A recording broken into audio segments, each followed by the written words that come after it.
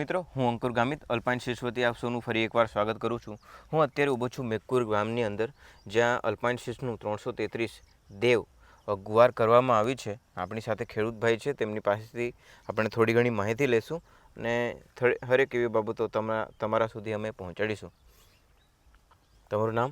દાનિયલભાઈ. તો આ જે વેરાયટી તમે કરી છે કઈ છે?